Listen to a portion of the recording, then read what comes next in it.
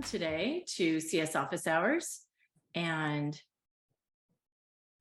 today's topic, we're continuing our series on change management, and we are today's topic is on converting challengers to champions, which I love. When I was talking to Amber and Paul about this, I just was like, yes, this is like the big deal. Whenever you're trying to go through the change management process, if you are not, addressing those challengers, if you're not working through how to transform them into champions, you're sunk. It's just such a big challenge. So Amber Moore is our Amber. Yay. Amber is our co-lead today. Amber, why don't you just say a couple of words about kind of what you do at LIFTinnovate and why you love change management so much. Yeah, so I actually started my career in higher education and working with college students and getting them to sign up for their classes and all of that good stuff, which was a very quick introduction actually to a little bit of customer success and change management and convincing people to do sometimes things that are hard for their own good, right? So right into it, right from higher ed when I very first started my career in my early 20s. At Lyft specifically, I am in charge of the department that deals with all of our clients. So I'm head of the customer service department. And I said that kind of weird, but whatever. So what I do is I work directly with the customers. I am everything to them in terms of their customer success manager and ensuring they have everything they need from us. I'm also the person who delivers sometimes the direct consulting work as well, depending on who the client is. And so my job every day is basically to make sure that our customers are happy and well taken care of, and building really good relationships with these customers. So awesome. Having me awesome. Great. So let's dig in a little bit. Today's let me just kind of go over. So when you're converting challengers to champions, what I love is that Amber put together this incredible slide. Right now it looks blank, but you just wait. It's a 5-step social organic adoption process. So let's look at step 1, research. Amber, why don't you tell us what we're thinking about here with people, tools, and processes? Yeah. So when it comes to research, this is definitely that area where everybody does some basic research, right? We all know to kind of look into personas, that kind of thing. But a lot of times it's kind of a rush to get started. And research is one of those things that can very easily be rushed through. But when done properly, it can help so much going forward. So I have 3 primary things listed here. There's other things, of course, we can include in this bucket, but these are the 3 big ones. And of course, it's people, tools, and processes. So when I talk about people, of course, again, that's kind of the persona fit, but it's identifying those personas that are involved but looking at them from different angles than maybe we all normally do. Because we all look at, all right, what roles, right? Maybe levels of leadership. Maybe sometimes we look at demographics, but then let's keep digging, right? What are their specific needs based on persona, right? What are the kind of the need personas? And then one of my favorite ones to look at is actually levels of influence. What influence do they have within that group, organization, whoever you're working for?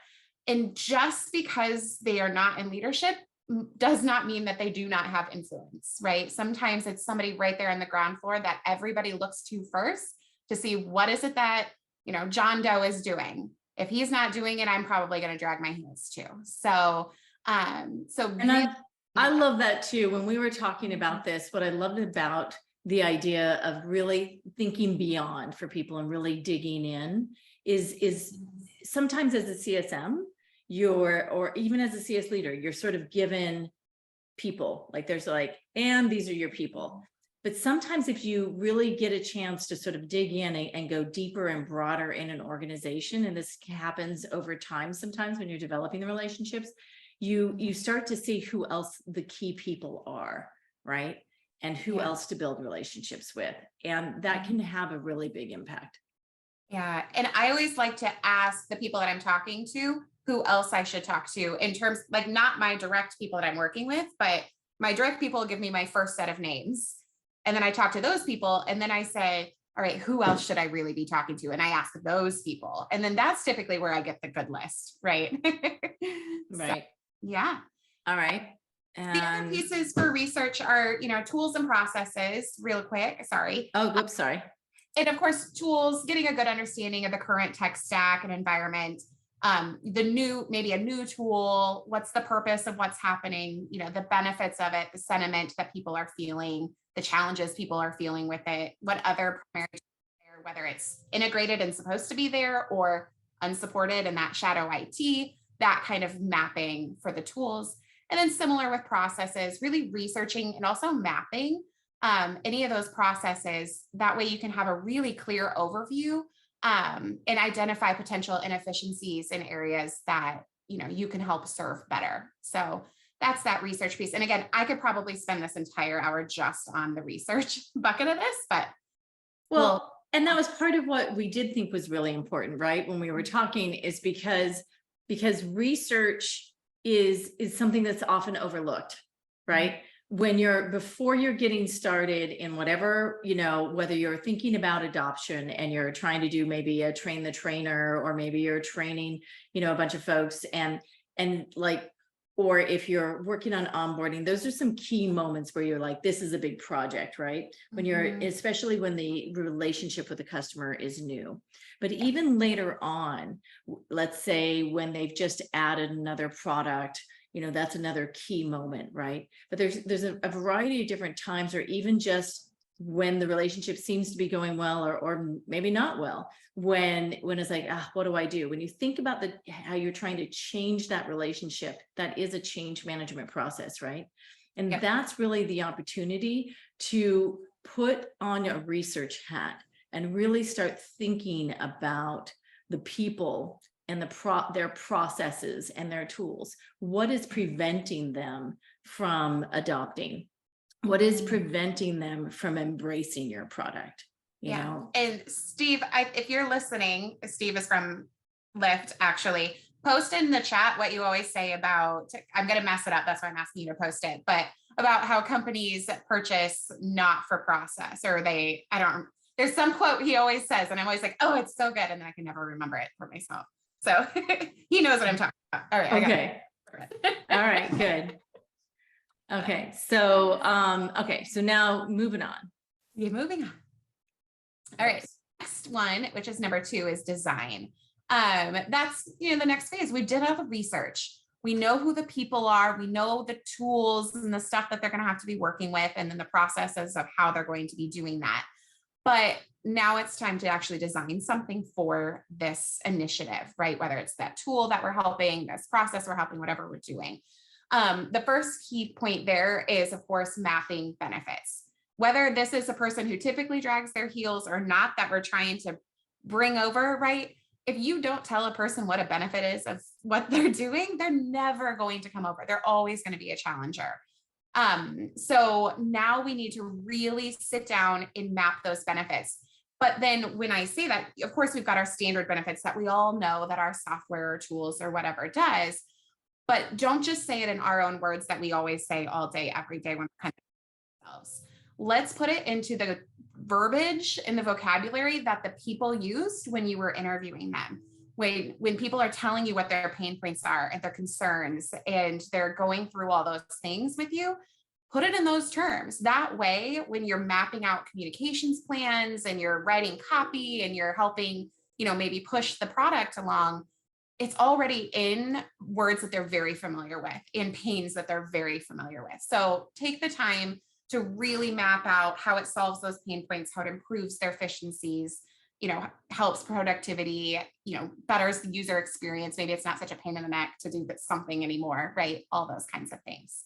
Well, and if you think about that, like even as Successfully, when we do private trainings, we take the time ahead of time to find out what do they call them? Maybe they're client managers instead of customer success managers or something, right? Like whatever sort of terms they use, like just where they start to feel like they're speaking the same language even can make a difference. I know that Amber and I were also talking about when you're in this design phase, how important it is to include people in the process, right? Because like I was talking about when I've resisted change, which is actually going to be one of your questions today. So you can start thinking about when you've resisted change. Yeah, exactly, Pam. So using their language is helpful, but also just getting their input, getting the buy-in and identifying who is the biggest challenger or influencer who may not be going along, and thinking about how you can speak to them in a language that they understand, and in just even getting their objections and their concerns, just like it says right there, like you were talking about, Amber. Exactly. Yeah, that second bullet, that's the concerns. And that's the big piece, because the challengers are all going to share their concerns. They're going to tell you every reason why they should not be changing to whatever it is we're changing to. So let's address those and address them head on. Don't try to ignore them ever, right? That always does more damage than good. Address concerns head on. Make sure that you're really clear, you're honest. Maybe something really can't happen. Let's be honest about it and talk about why the decision was made to go forward anyways, and maybe workarounds, whatever, right? But stay empathetic, right? We should never talk to people like their opinions don't matter. These concerns do matter a lot to them. So staying empathetic and really personal is really important too. But yeah, so offering solutions to help mitigate, those concerns and that kind of stuff is a really big deal. And then even more importantly from that, we have to design our support, and it can't be an afterthought. We have to really build out a comprehensive training and support kind of package, whether it's, self-serve sessions, we're building out, one-on-one sessions, white glove sessions, maybe for executive level, or like the users who are really going to be in the weeds, right? But being prepared to address all of the support needs that people are going to encounter while, adopting this new thing is really vital. Well, and this is also where we were talking about you're going to have vocal challengers and then quiet challengers. Yeah. And there are people who just never use it, right? And maybe they don't even ever like when you take a look at the customers that are most at risk of churning, it isn't the ones that have the most support tickets, it's the ones that have the least support tickets, right? Because the ones with the least support tickets, they're not even engaging in your product, right? They're not even using it. They don't have any problems. They're not using it at all, right? And so thinking about that, then how do you get them engaged, and how do you get them to even put in a support ticket, right? Yeah. Or like to get the help that they need. Yeah. Well, the first step before we hit all the users is definitely number 3. And that's where piloting. That's where I need to go on. Yes, definitely. Jump right into pilot, because it's true though. Especially I'm always a person, and it's funny because when I meet with customers, I'm always like, give me both sides of the coin. I want your people who are always up for something new, and your people who never want something new and have everything to complain about. I want all sides of that coin. And so when we look at their stakeholders, we need to involve those key stakeholders that need to be involved due to whatever the project is. And then of course we need our influencers, right? Now, remember when we said influencers above, that wasn't your traditional, oh yes, of course this is an influencer. It's at every level. These influencers are super important, especially when it comes to piloting, because you're going to get their buy-in right at the beginning, and then they're just their work, and they're going to, that's where that social organic adoption comes in, really, really heavy, because those influencers are going to go out and start talking about what they're doing. And we want that to be the cool kid table, right? So we need to make sure that it's really ready to go.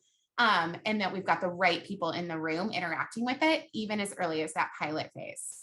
And then of course we've got the challengers. So, one of the best ways to really test, that new tool and process is to have people that just don't want it to be the part of challenge or be a part of piloting it.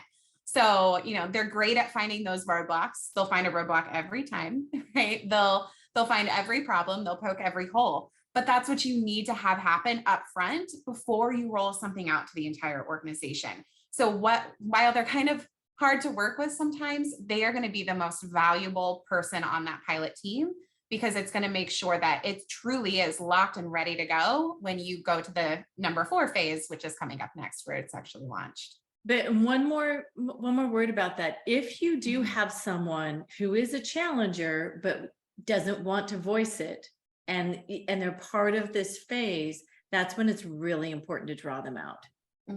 Right. And really, ask them, if they're like, no, it's fine.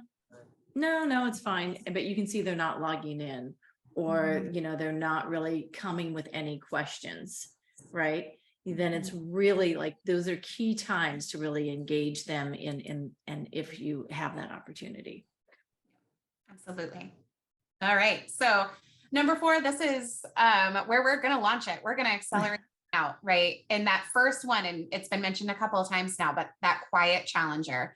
If we haven't already, we need to start looking for those quiet challengers, because not everybody makes a lot of noise. And it's vital that we can really find who these people are when we're rolling out this new thing, and ensure that they have what they need to really buy in. So maybe they're just not tech savvy. And so, yeah, I want to do this, but it's too hard. I don't have time to learn something new, unfortunately. And so now we know the thing that they need to move forward is maybe some hand holding, right? Maybe we just need a quick one-on-one and get them what they need there. There's lots of different examples of those quiet challengers, but they definitely can make a big impact, because you don't necessarily know they're there, but you're like really quickly realizing your usage and adoption is just not where it needs to be. I'm also sort of was thinking, and this is totally like taking a right turn here, so apologize, Amber, but has anybody here encountered political challengers? Do you know what I mean? Where they just are politically creating problems. Trevor is shaking, well, no, Matthew is shaking his head yes, and Trevor said yes. Does anybody want to come off mute and maybe just speak to some of the challenges there? Well, yeah, I mean, political things are inherent to a lot of these processes. It depends on what front. On my front, it's more of internal politics on the organization side. So, if you have something like a small business or a family business, right, there's a lot of hierarchy and politics involved in that you have to be around and, kind of work around. Like, we talked about levels of influence earlier. We've got our COO, who's the owner, but his wife has a massive amount of influence over what he actually decides. So it's actually, we gotta be in good relationship with her, necessarily more so than we have to be in good relationship with him. And then with customers, right? Same thing, unless you have spent a lot of time figuring out their business process and what's going on and who's involved, you might not necessarily know what those detractors are, right? And it depends upon your priority levels, if you're going to take those detractors into account or not. Because are they the ones that are going to sign the paper at the end of the day, or are they not? And if they're not, you still have to keep it in mind, in the sense that their primary stakeholder might have the political influence to say no if all of the end users are saying we hate this. Right. Mm-hmm. Yeah. And I found too, Jan, that if we do the research piece early on, we can pretty much identify what that is and find out how to mitigate it. Love that. Love that. Taking us back to the first point. Yep. And the one that's often overlooked, that research point is so key. Yep. Cool. Sorry, you can keep going, Amber. No, it's so good. I love it.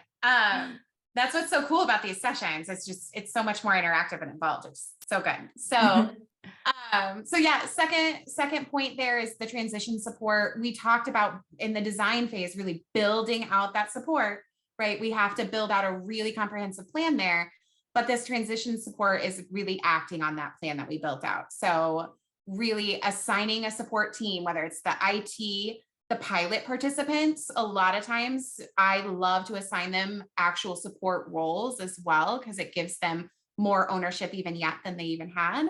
But people that are there to assist with questions, challenges, technical issues, all that kind of stuff. And it's got to be ongoing, right? We can't just stop after a week and be like, okay, everybody's good. No, keep going.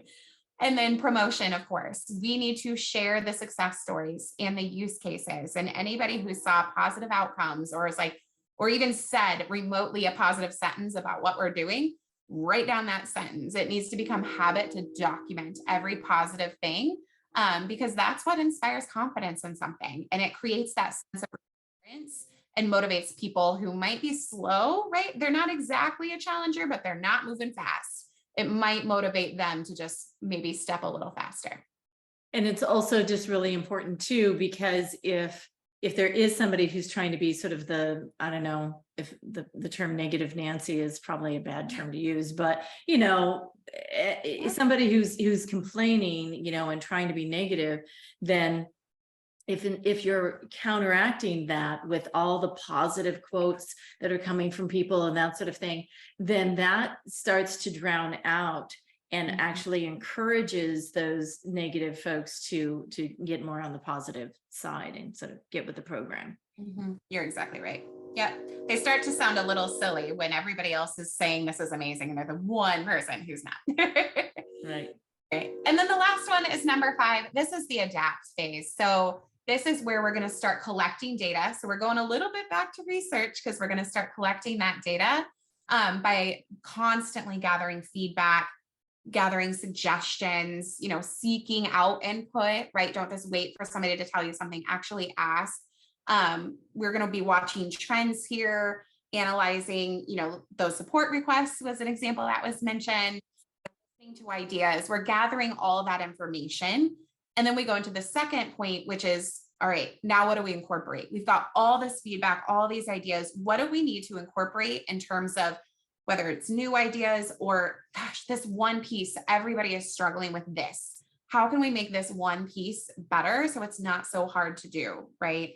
But any lessons learned into the, how do we incorporate those into future enhancements and updates? And how do we do those things fast so that we know that it's the right thing to do, but that we execute on it quickly, so that we can constantly, see that benefit. And then the third point is we need to, give credit where credit's due. So anytime somebody has a really good new idea, especially if they're not a part of like the main team working on it, if there's just a user out there and they say something that is just so brilliant and really helps with whatever it is we're doing, give them credit, right? Build that new cool kids table by giving credit and celebrating people who are doing the right thing and the right behaviors. It's very much like, giving your kid chocolate when you're wanting them to do something maybe you want them to do, right? That kind of thing. Like reward these behaviors of the using it and the thinking of, ways to make things even more efficient is always something we want to reward. Awesome. So we're going to go and do breakout groups for 20 minutes. And these are the questions. You should see them. Can you just maybe post it in the Slack one more time, Cynthia, in case anybody hasn't opened up the breakout session notes? But these are the questions you'll see here. And also, if you download the slides, there's a number of other books and websites and things like that that are resources. But I'm going to go ahead and stop sharing. Do you have any questions before we go, or should I just go ahead and get the breakout rooms going? Welcome back. Yeah, I was just going to say, I have a story about resisting change, which is kind of funny because most folks don't think of me as, resisting change. I'm usually an instigator. And I guess I kind of think of myself as an instigator, right? So, when this was years ago, but there was somebody was really angry with me too. He said, I have never worked with somebody who has resisted a project as much as you. And I was just like, yeah, I guess, I'm like, sorry. But they wanted us to, I was in sales at the time. They wanted us to move all of our slides over to, something that would only be accessible on the cloud. And we were always like having to go on the road. And I knew that I would never get anything to be able to download if I, was using in the cloud, if I was like, at the client or, in the hotel room or like on the plane. I was like, forget it. This just not going to work. Well, no, it wasn't just because I was in sales, Pam. It really wasn't. It was because like it was going to be impossible to use. And I was like, this is not going to work. Like if you'd asked me, I could have suggested lots of improvements, but but the way they were trying to go about that, change in that improvement, like just really wasn't going to work for me. And I could not hide my disappointment with that. Yeah, there's a guy today, I'm sure, who still is like, Anyway, but how did it go? What sort of conversations and things came up for folks? I'm sort of curious. Should we start numerically, or is there someone who's like burning to get it out that should be like, and anybody burning? Should I just start at one? Yeah, no aha moments that you want to like, we get better, sure. Okay, all right, you're burning from the summer heat. Yeah, that's true. Okay, well, good, and good luck with your Christine. So let's start with group one then. What kinds of things came up when we were getting into these questions and strategies? Were we group one, James? We were group one. Oh yeah, Okay. sorry. Yeah. Timbra, I nominate Nicole. James. I don't even know what our number was. He was the one and only. Well, yeah, James, I nominate you. You talk, please. Yeah, James. Yeah, especially the last things you were saying. Well, honestly, everything you said was amazing. Everybody sites in there, like it was a really good conversation. But yeah, James. Awesome. Yeah, it was a really good discussion. We talked a lot about, like, I think for me, this first question was really a lot about, I don't like to think of it as change. I'm always in favor of improvement though. Mhm. And I think that's usually what wins me over is if it's just change can go south, change can go sideways. And if we're going sideways, what's the point? But whenever it gets to improvement, that's when I'm usually, I think, Jen, I find myself, like you said, about agitating for certain change, but also skeptical about other change. Like, Mhm. and I think that you spend a lot of time thinking about it. You're probably wearing both of those hats pretty frequently, that you're in favor of what you're in favor of, and you're hesitant or at least skeptical of other things. So getting it to where it's all about improvement, not just change.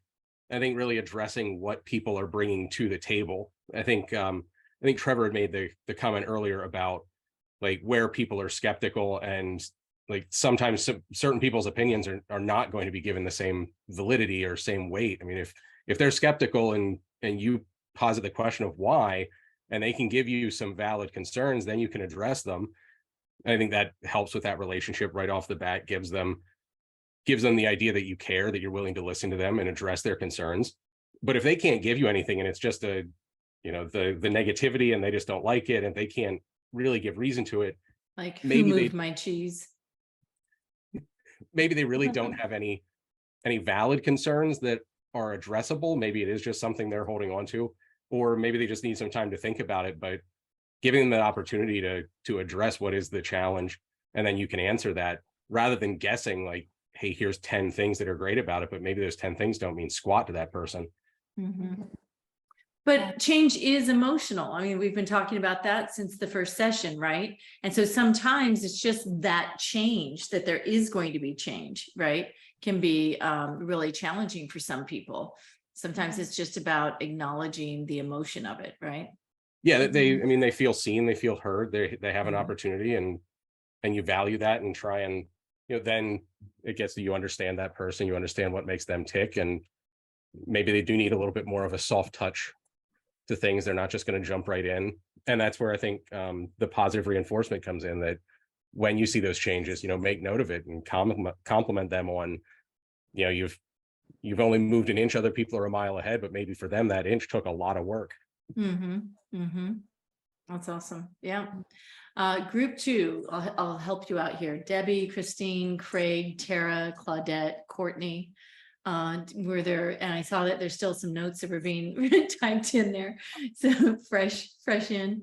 Any thoughts that came up that really resonated for you? I can maybe Tara, share something great. with the group. Yeah.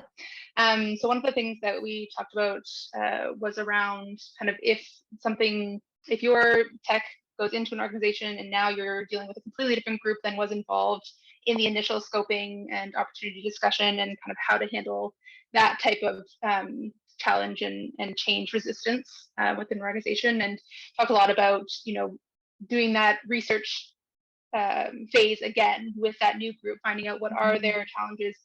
They needed something to bring in, but what is that, and what is this new group potentially of people? What are their challenges, and what pain points are they looking to address? Referencing back to data points that maybe we have available, and how to use those and help build the case with this new group. Essentially, kind of restarting that research phase one piece again. Yeah, that really makes a lot of sense, because you can't make assumptions and think, oh, okay, this customer, this company is doing fine. You get an influx of new people, and that can happen whether there's reorgs or any other kinds of changes, and boom, yeah, you got to start from square one again. Yeah, that's great. Absolutely. Great. Group 3 is Paul, Trevor, Steve, Gary, John. Anybody have something that resonated? Yeah, that I'll call out, if he doesn't mind me calling on him, I'll call out Gary here. He had a really interesting kind of formula that he uses that prompted a bunch of conversation, the ABC test. Oh, let's hear about this ABC test, Gary. I was just saying, my first question was, do you know what A/B testing is? Okay. Right. So when you have a thing, then you take two variations on it, and you see which one outperforms the other one. You go with that one, take two variations. It's been a technique used in a lot of ways, a lot of pursuits. Yeah, but then when in political environments, there's what I ask, do you know what ABC testing is? Okay. No. It's A/B testing plus whatever the CEO wants, because they know it's going to work. Radio. And that actually, in that context, right? The C can be really anyone in a position of power. Trevor had some negative experiences with that. So did John. But John, you actually helped us to kind of understand how to overcome that pretty well. Maybe you could talk about that experience you had today. Yeah, going back to the C, or the position of power, I think it talks about trust, like the lack of trust. Sometimes you lose the trust and you have to earn it back.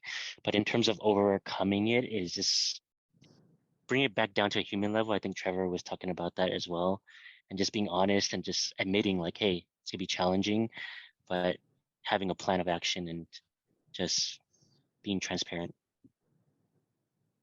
Love that. Yeah. Even CEOs are people, right? You gotta earn the trust of everyone, and especially if someone has that just ultimate authority and decision-making power and can shut something down. Key person. Yeah. Cool. Let's see. So that was group 3. Group 4, Jillian, Jerry, Roby, Lisa, Denise, Clifford. Anything that resonated for you in your conversation?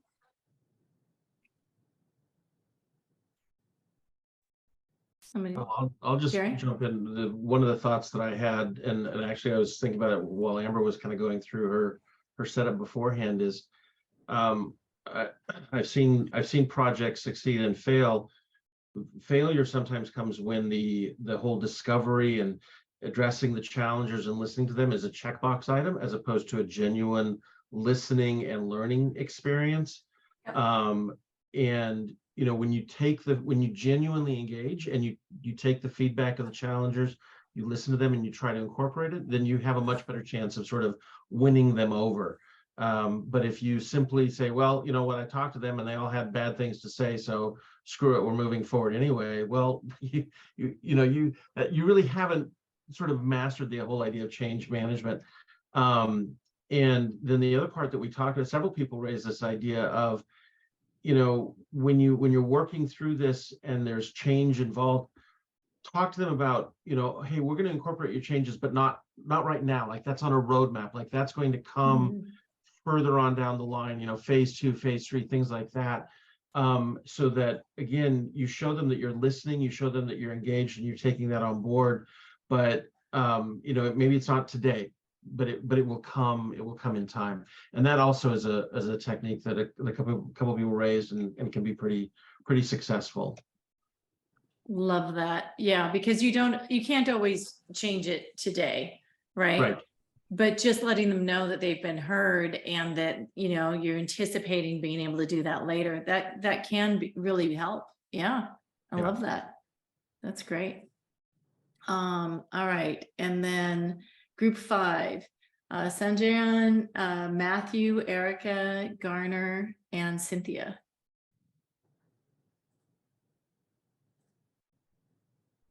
Anybody want to share? Well, Yeah, I Cynthia? think a lot of the points have been brought up already, but I mean, I'm looking at our notes and really, you know, CSMs are kind of charged with communicating change to the client, and sometimes it's hard to get that change bought internally. I think Matthew, you were talking specifically about everybody complains about the handovers from sales to CS and or product, and I think you were saying specifically, which I agreed with, was sometimes it's about picking up the phone.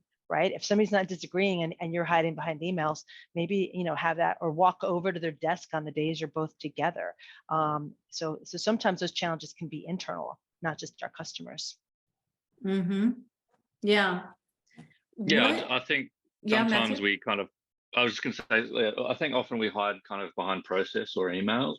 Yep. And, you know, I think when you've got like a disagreement or you're not aligned, whether that be kind of with an individual or with a, you know, an organizational change, sometimes, you know, the easiest path to either, you know, get on board or get your mind right or push back on the changes is to actually just pick up the phone and have a conversation rather than kind of, trying to hide behind emails or, you know, raise the issue with your management. Sometimes it's just the one-on-one is way more powerful. Yeah, because we're really going to talk through it. It's probably not going to happen by email. Right? I mean, if it's a really good email, maybe your mind could be changed, but it would have to be spectacular, because usually you're pissed off because they've ignored 3 of your emails or they blew off a call. Like, and I'm talking about internal partners sometimes, which just seems so wrong, right? And I think sometimes it is just the lack of alignment, and just trying to get the attention to get clarity to even understand where you can, you know, you have to meet people where they are, but they have to come to the table, right? So anyway, I love that bring up, like, pick up the phone. I'm like, yeah, people just don't want to engage in that way anymore, and it can be the tone. So tone can be lost in email, and sometimes just having the conversation, it can really soften a delivery and really enhance a relationship. Yeah. No, that's great. Great points that everyone shared from the group. I hope that the breakout groups were productive and helpful for folks, especially if there's anybody going through some of this change management currently. Seems like we always have some kind of change management to go through, right? Amber, any sort of closing words you want to share before we head out? I mean, not really. Thank you so much for, you know, just hanging out with me today. This group is amazing. So I think you guys might see a little bit more of me just popping in and listening to what's going on, because this is really, really great. And I mean, you know, working with those challengers can be one of the hardest parts of this job. There's no question. Having some good tricks of the trade in your back pocket can really go a long ways sometimes, and being authentic the whole way through, and we'll see the end. And, in between sessions, there's the Slack channel. And so pop a question in, and reach out to folks and do one-on-ones and, because we're all in each other's corner. So use each other as resources. You are not in it alone. I was just talking to someone the other day who was like, if only I'd known this group was around, like 3 years ago, like I would have made different decisions, like I could have done different things, kind of thing. So funny. But I mean, what's funny to think about, like just all it takes is just reaching out. So we should just reach out. We have, I did post in the LinkedIn group what the different topics are that are coming up. Next week, we're going to be talking about customer advocacy and how to build customer advocacy and the change required in that for customer advocacy programs. August 1st, actually, there's something we're going to be doing that's around customer success platforms and the change management involved in rolling those out. In between then, we've got a couple others that are around communicating change, or actually that's the 25th. I think that's, can you believe it? It's going to be August 1st in 2 seconds, I swear. So there's the 18th, the 25th, and then the 1st. So, and then we'll be moving on from other topics from change management. But boy, this has been so exciting. Thank you so much for everybody and all of your contributions here and over in Slack. So we'll see you next week. Good night, everybody. Have a great week. Thanks, everyone. All right. Bye. Take care. Thank you so much for tuning into this week's episode of Success Hour, formerly known as CS Office Hours. We regularly put out new content, so to be the first to know, like this episode, tap that notification bell, hit that subscribe button, and we look forward to seeing you soon.